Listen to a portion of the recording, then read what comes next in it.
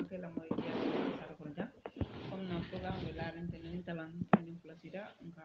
muslima ka cha men so ni ustaz yakuba sise bagadaji akela studio kon ni ko ustaz bismillah ustaz. Assalamu alaikum wa rahmatullahi wa barakatuhu. Wa alaikum salam. Alhamdulillahi nahmidahu wa naskurahu wa nasta'inuhu wa nastaghfiruhu. Summa salatu wa salamu ala asrafil mursalin Muhammad bin Abdullah salawatullahi alayhi wa ala alihi wa ashabihi wa man tabi'ahu bi ihsanihi ila yaumiddin. Nga ala jayi ka tentu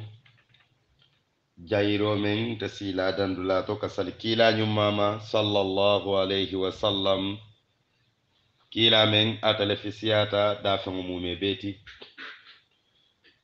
wa tambirin kola badi muslimolu duniya tonkon nano mume beto kali be konton muslimi yala konton dirola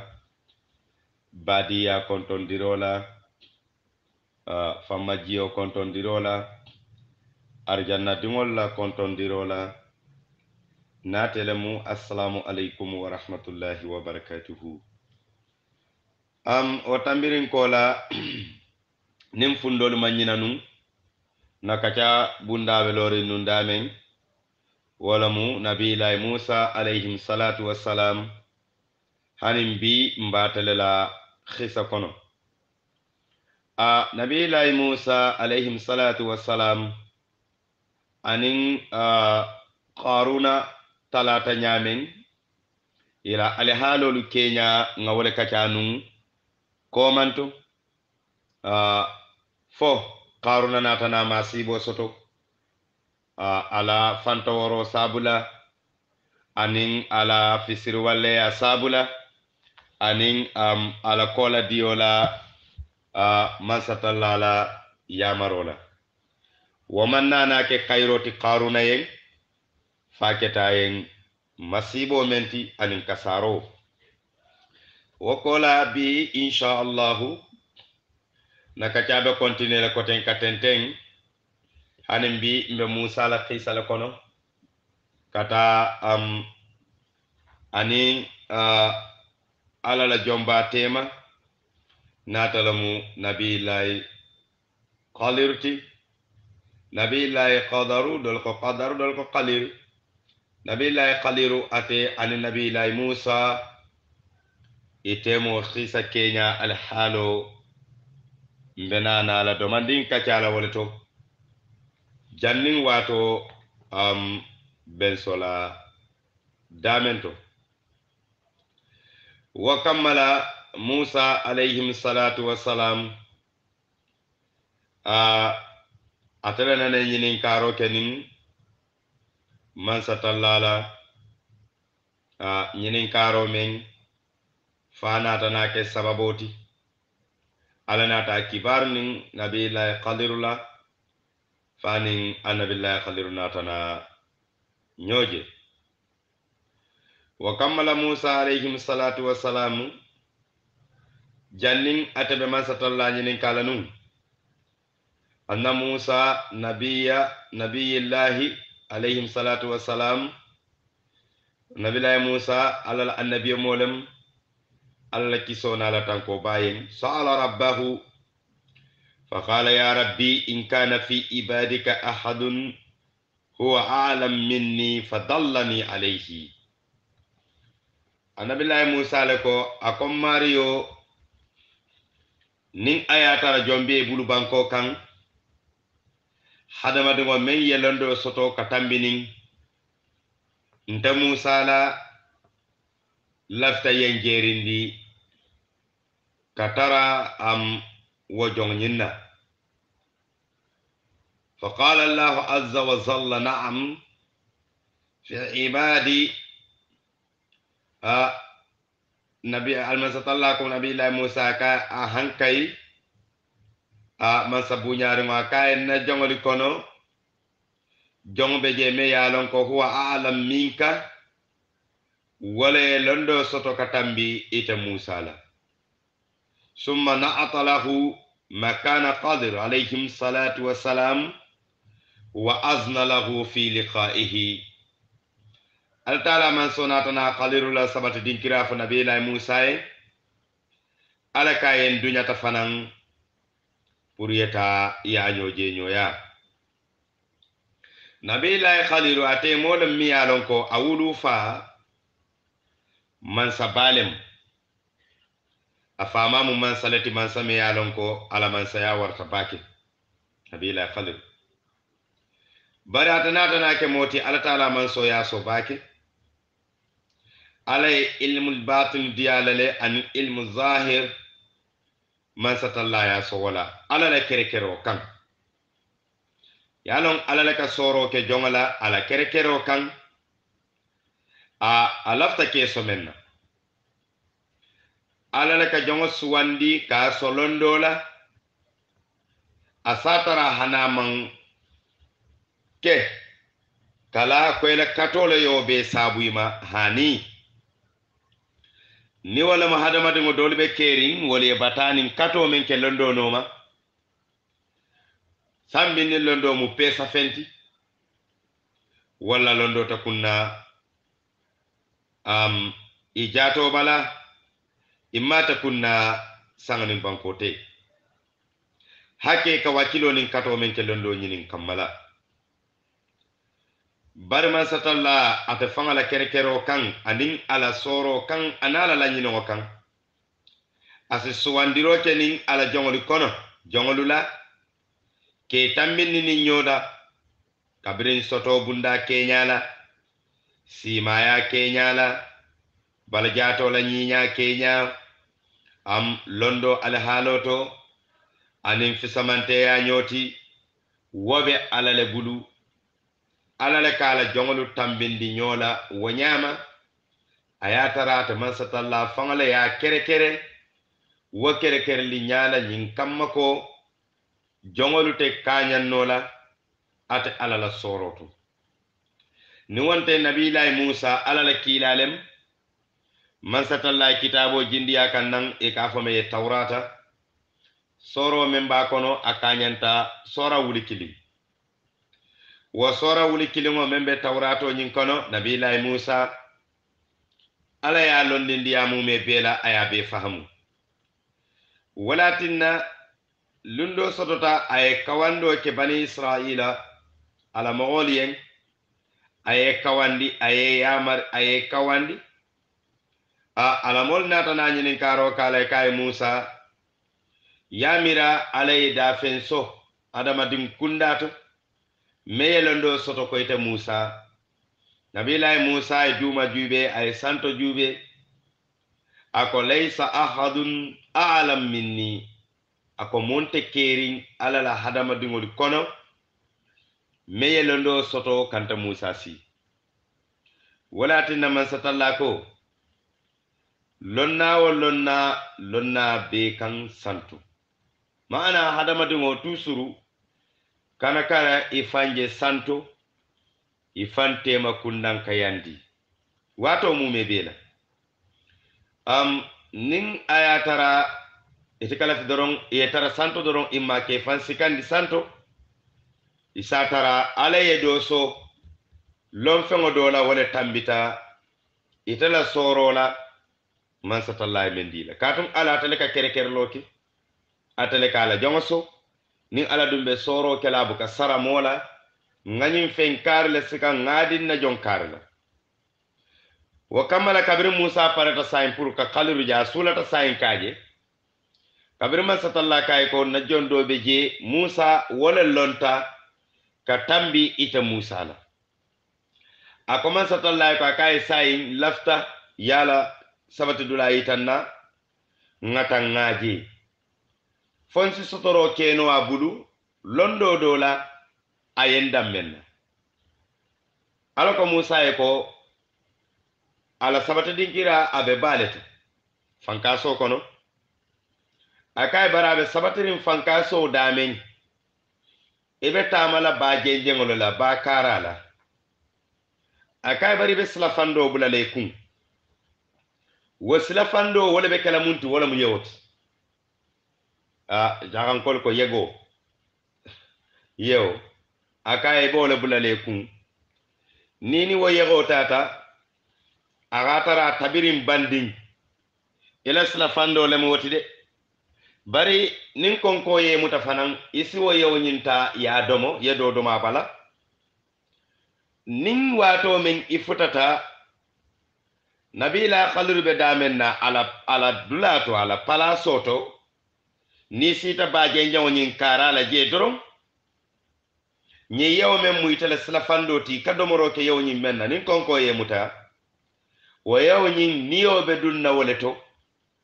abe fililema abe dunna jiyo kono andum iba tano jela jiyo kono la ibe bulala wo yewo nyine noma wala be kele yen dandandir lati foka futa nanyi jonkendo be damen alalum nola man soti atalam man soti mi yalon ko iza arada shay'an ay yaqula lahu kun fayakun nin ala parata min kele doron waka kele ko min ataman satalla ya kanu nyamen ata ala ayala nyini nyamen no wonta mbadingol ye janiringo atabiringo banding iba doma kan ebo men doma kan wala beta dinkira yitale tala dula yitale tala te beta kan damen nin ala lakum faykunu yata wasko kaba koti baki askola ya baki hanin fan mbadingol kaba ko wala men sembo warata anin kaje kotake fankaso kan jiyo kan nin fen tamata jiyo kan imma fen borta jiyo kan ina ta ilo ta je imi sutero keno kafako fen kar le tambita jang atambi no fele bar alala la nyingo anala kitiyo womu kuleti mi yalon ala parta ko ku kela doron asike komen ataman satalla ayala nyini nyamen anin ate aya kanu nyamen pour ayke asike wo keri nyanyinama wa kammala nabillahi Musa alayhi salatu wassalam anala dinni ngole nata na silo muta e ka fo meye ko yusau wa yusau nyin nabillahi Musa ni wala be tama silo kan ayala sila fando nyin aya dunga bulu natale mu yegoti silang ye tamo commencé silande Musa sulata say pour ka jero ke nabillahi khalirullah a sulata la doron kaje nyin kama fas londo suma bulu londo men asi la faro keno ate Musa la kabe nabillahi Musa atata foy futata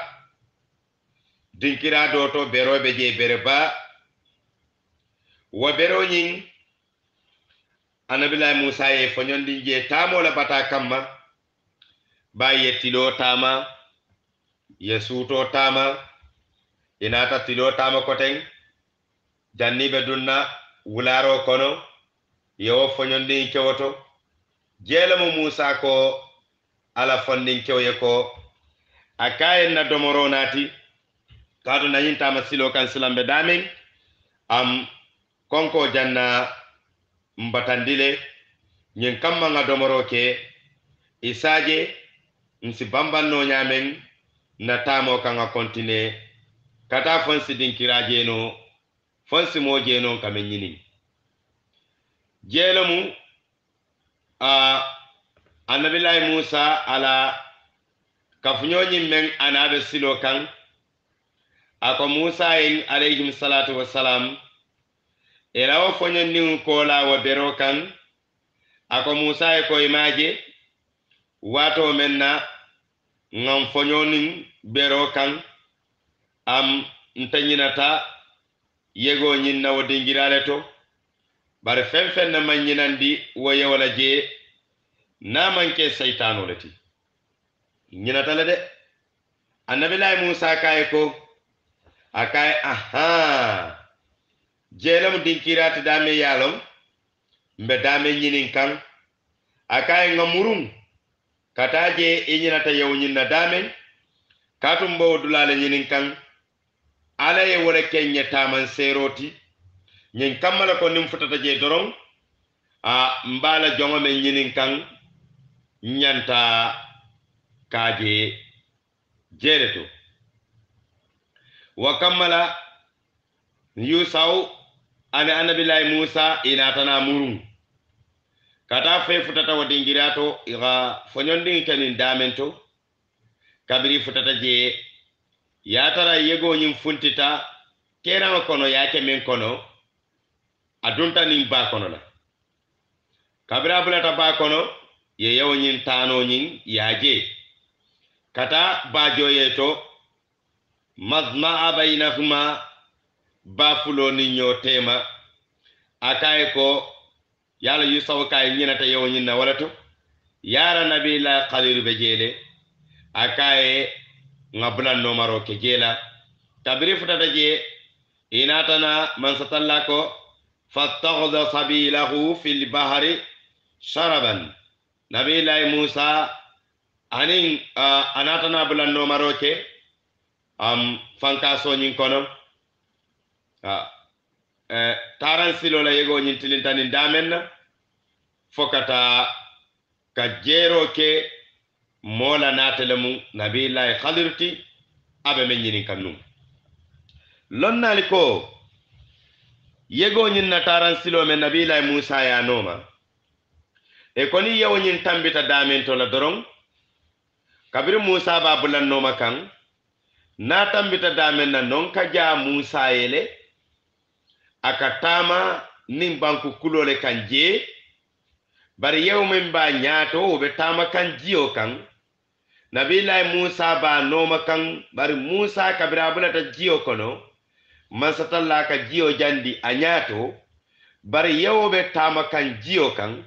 fo jannin wato menna musa sita khalirullah sawati dinkirato ko fana mo kaba ko dolati bar nin hakilo murundi nin koma ala yakuno men tambita wala kato tembo menna ay mo keme kemolu fo mo wulu ay kanandi musa fe ala bali po nyi sabula ala la yamaro kan ala islaba tan nim fula funtindi ay silo mi yalon ko fanka so tema kenyo bata je a kenyo nyimbe jaring sila tan nim fula silo mi yalon ifanu tabaki wa kamma kana silan din damma funtindi musa damma nyato wote kaba kuti ala la masaya kono nabi lay musa anatana bulan no maroke wanyalema kabirin ay nyin dinkira sute ala fondin kew nyin memba dandanka natalam yusauti wonatana murung musa natana kontine kata pour ka khaliru nyoje nyoya musa atata banyin kono atagamata fo aftata nabi la khalirje abe salikan kabirin ayaje salola damin abala jato bala fami koyole ba mume be bala ay fano minin ning abala jato bala membe koyri abe salola kabirin musa futata madamen nabi la musa ya batun nyin kamala ko fasi pare salola wato men ya nabi la musa ay tama jamala ke ala annabiy miyani jannaka ke annabiy moti ana kering annabiy moti ala tamo asiyata bake abala tama folo do kono wato menna aborta fir'aun la masibola alafta kafa kata madiyana sato kono ka annabiy mo bayndi jeenata nabi la suhaibti wo mala tama folo do ti mazatalla ka fada men ko fa faratu minkum lamma khiftukum nabi la musa ko fir'aun ye damen akay mbortale wato men silanta nyin kamma e kantanan fa nabi la musa la tamado kotake atata kata tursina konkoto wala kama masatalla ko falamma ataha nudiya an burika man fi an-nar wa man hawlaha ala ta turusina konkoto kabira sita jaman satalla ko ngabarko ke da fengala kuoto menna tana nyin konko jimbangala nyi wulumbang to jang dimba nyi no sabula ani membe ba kartan tawla jang nabillahi Musa alayhi salatu wassalam a fondita kota ke ala tamola kata kana misra banko kan kabo misra kana sami banko kan barano tamo nyin kono kabra tata fafuta baitul muqaddas jenak mansatalla ko ngakila ki nabillahi Musa en pour nyin kamala ko isidung baitul muqaddas kono nabillahi Musa jelam nak akala mole ko ala mole kay ko fadhhaba anta wa rabbuka faqatila inna ha huna qaidun e kay Musa ntelta dunna baitul muqaddas fangle be taala ni mario ndalude alitale kelo kentel be sila janne kalibatu nyen kamala ko ntelta ta dunna baitul muqaddas kono ntambita wa qisa kenya lale ala tamo lulu njanga kotake ala nyin tamo men atata pour ka nyoje nyoyaro kenin nabillahi khalilullah wa farankata tama doleti annabillahi Musa la tamolu kono la kabirin khalil pareta salola damen Musa kay ko assalamu alaikum akay nye kontong alala kiso beyen natalamu salamuro kuma kanti nabillahi khalilu ako nabillahi Musa ko akay wa alayka salam ya Musa ibna Imrana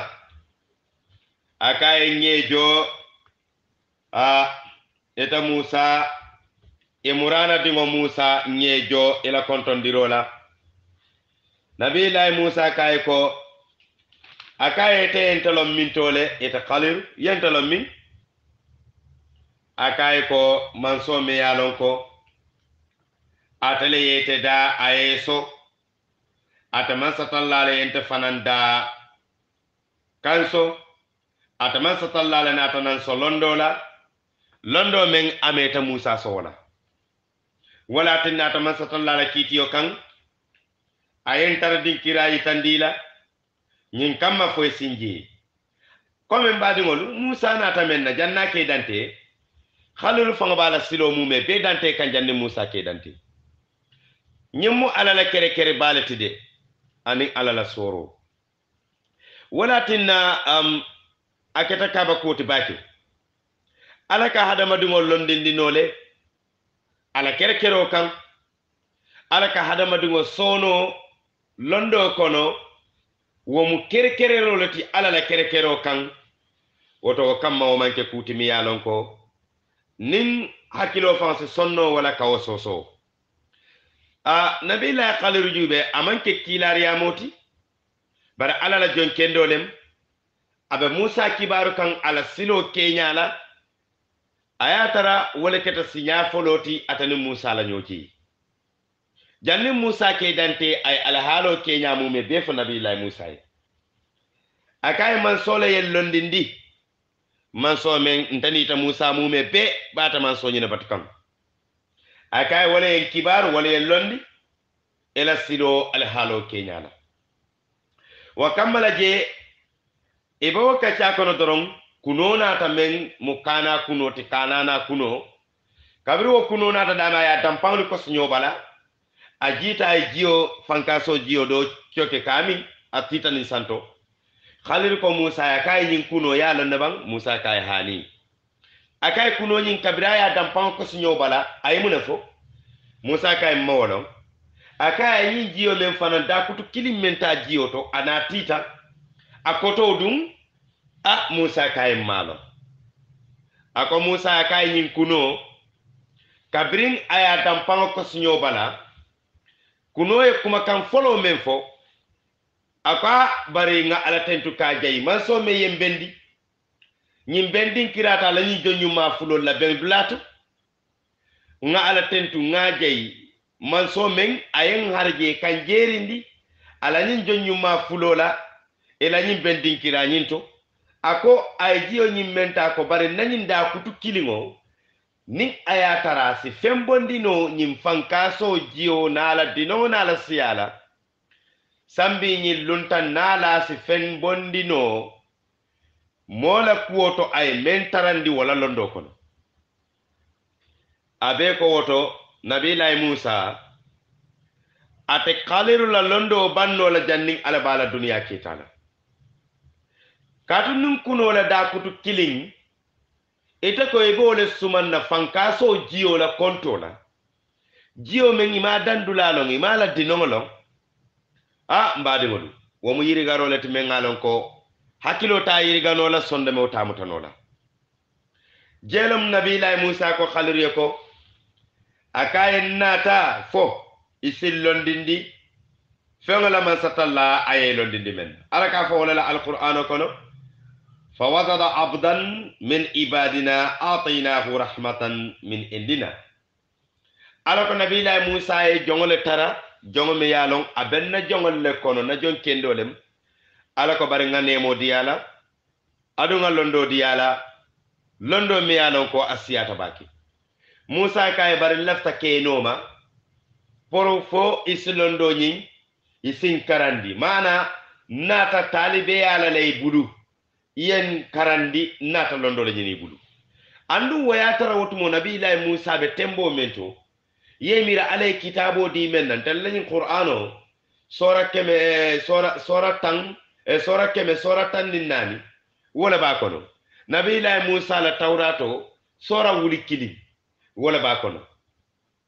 nabilahi musa la kitabo mu kitab balati tawrato mu kitab balati bari tawrato aketa kaba kote fanan kotake ala ken ala la man sayamu kulati me yalon ko fokala man sayamu rundiyaka tawrato fanan nalo waro be linzilo nalo waro be zabura nalo waro be ala nyiri be kaf nyoma ka be dundi alqur'ano kono ala sora keme sora tannin nano ñin kitabol mume be dunta kono kabirin kitabu fololu fokana bula qur'ano kan fa nabillahi ibrahim la kitabu kafatango nabillahi idrisa la kitabu kafatan sabo ñini mume be alay ñin kitabu keme kitabu tannin nano be aya be kaf ñoma kaake alqur'ano la sora keme sora tannin nano kono man satalla foka jay katentu jenak musa keta khaliru buluje comme momin nata londi ñini wala comme safono doron nimba misal la comme dindi ngome yadundi school to ayatara mani grade 1 damuta folo ka folo ni damen to folo pour ka dindi ngo hakilo sabatindino face karama mutano comme tel ka fo men ko e folo ta comme bayi sino abe ko nabilahi musa keta khaliru ye je comme momen be bayi sino karanka wala tinna comme nga fa nyame londo mu alala kerkere balati de alala sori fennem andum da fengolu nanante kanyen na lom fengoto anana keno la je khaliru kay ko kay basti je akay sibulan noma akay ngata mbelon dindila inata londo men nyini akay baro ku killing jannimbe dunna kuwol kono osko yamire ite musa isi sabarino bang ite musa ebenne yamaro batuno lale bang ka sabari fengola kuwo ku na ye jakali ye sabari folo ye la moy fonga kuwo nyin dalilo kenya nga sateye osko ebo keno lale bang nabi lai musa kay ko aka hankay aka entele yamaro sosola mbebula le noma andum fewo fen ni ayatara yake nte nyinin kala foni yake nya fanyo wato men akay wotumo nsinana alonno musa kay ako musa ko khalir ko musa kay bismillah bastije ebe tama kam ba kam fankaso kan musa ni nabila khalir ye katama fankaso kan ko mol katama banku kulo kan nyamen ba musa ya khalir tan salikan dame ayatara ay salirango fene fankaso le kan abe sirin wala to abe salikam fankaso jiyo le kan la qarwa kaba kute altala man sola kerkerolam anala soro mbadi wol fom man woje hanin kabi anata soto alala jonyu mali kono mele ya lay kulolu fene jiyo kan ilo ta kan ka saliya kan alaye wol sotonde le kila man tol kono wala tinna ninga kitabol jube bake alay kila kanu bake le ana man tolu sallallahu alaihi wasallam alay kuwo kuke manto fololi yen alay kuwo kuke nabiyo moli yen alay kuwo kuke kilare amoli yen alaya kerekero sika anata kadi kila la anin kila mantolu nabila Musa ay beroli pale jiyo bota bero kono asotota kila nyumma mantolu kono meli e beroli so jiyo bota kono mbadi ngolo alay kila mantolu kan le asotota nabiyo molu meli e salirango sajado fene fankaso kan salirango ni ajen ko sajado hanna tara sajade mata keri wotumo bar fewwo fenni hadama de ko lwaka ka saliya kan isa kilino no sajado lale khaliri wala feyne ba kan ka saliya kan kabir nabi la Musa pareta ni Musa betala yako a fene fennin kotola aduma jebe jarin jiyo man taraban alana tana wodi kila man tol la koten mo sotota kote ke miliyalon alala jonyumali kono ya kulo fene jiyo kan kome ko Sheikh Ahmad Bamba na nyol a ka salifan ka so kan kulo fene rin kola kamba tuba ay bero sole jiyo bota kono hanin bi akaba ko be keri nyiri bemu alala kere olati akala jongole kere ka so fenna alafta ka so menna nabila qalil ni Musa la watamo bita kan e futata a baybe bo kam Faris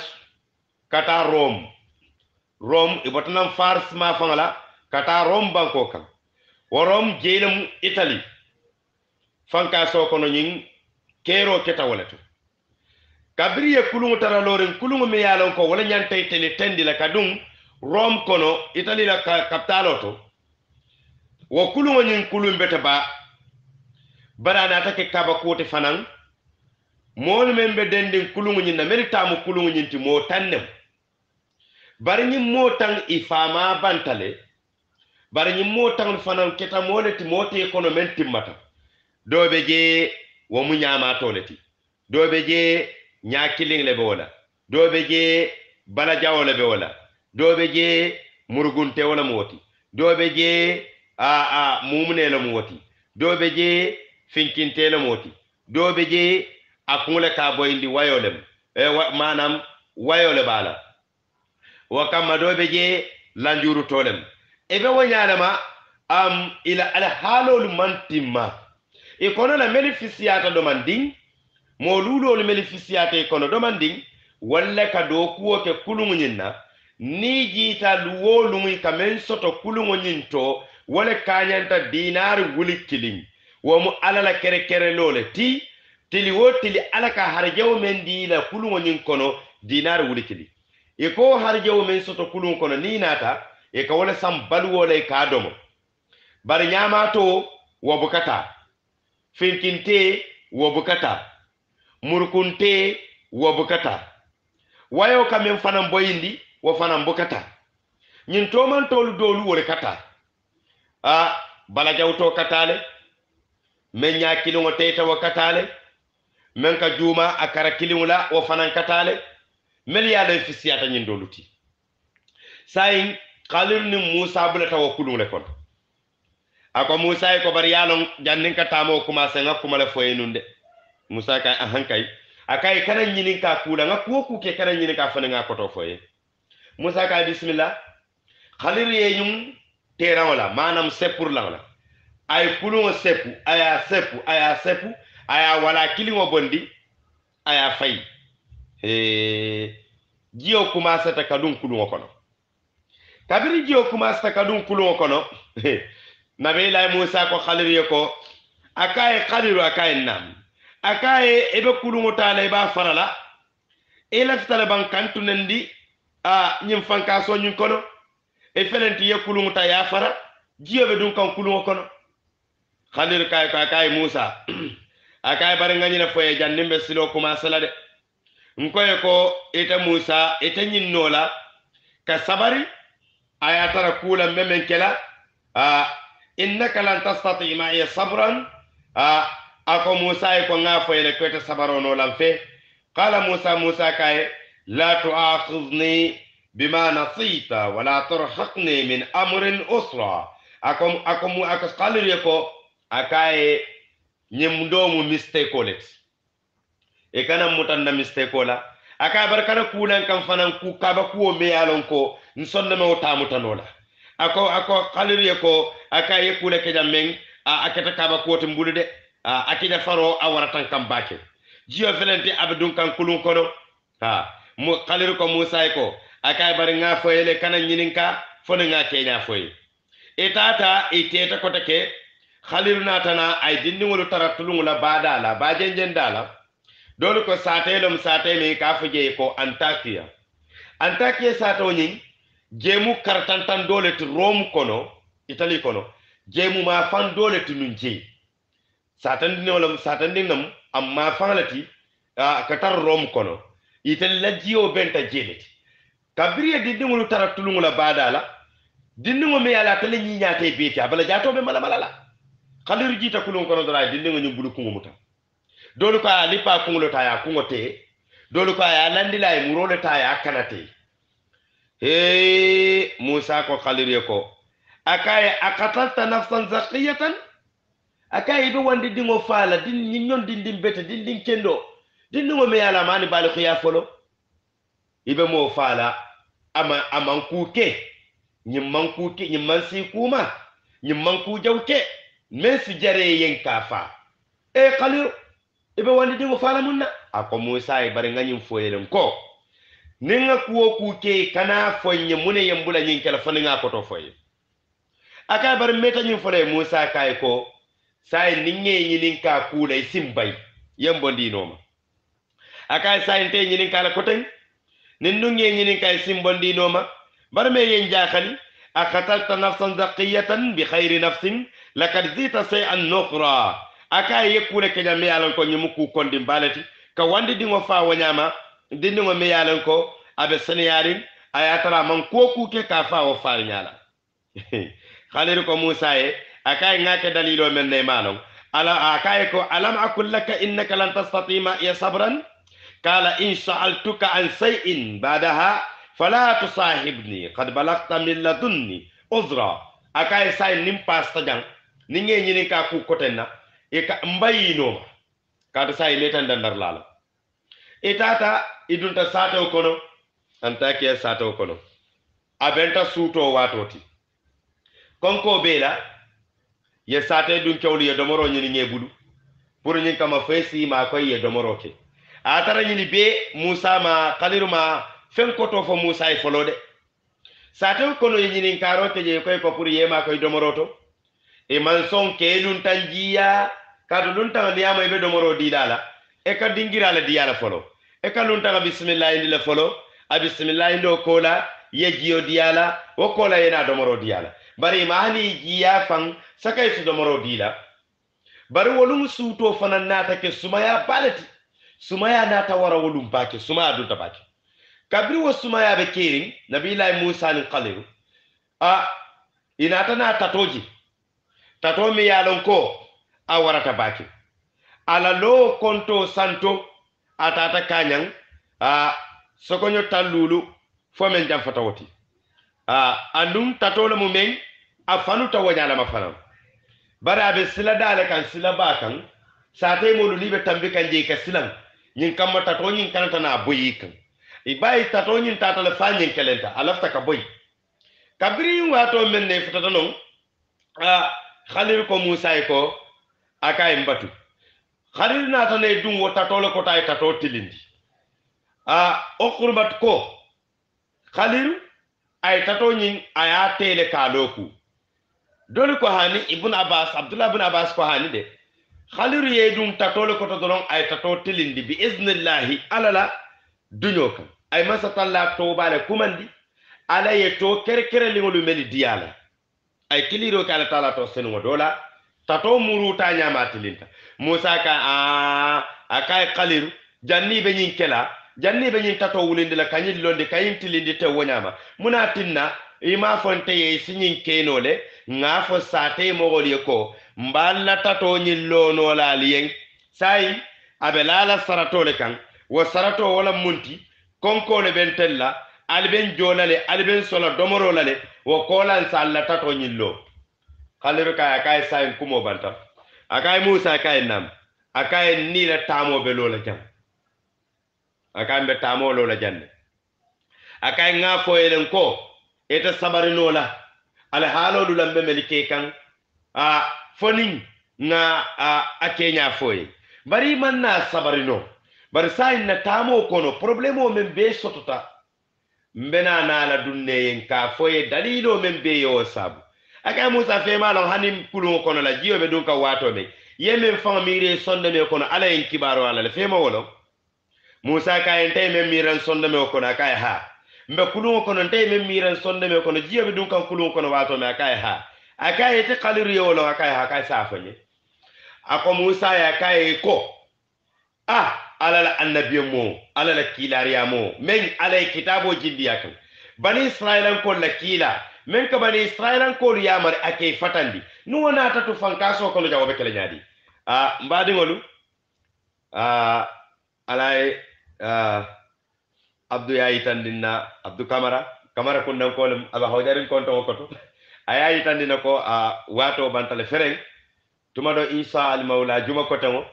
khaliru natana yin ala halol melike ana ko to ayela dalilol melikan msina na dunno wakati kono alibadim malam yaqub sise me mutamasingo to wala abdou kamarati mba falaye ko assalamu alaikum wa rahmatullahi wa barakatuh bari mo sam mo mon fe programme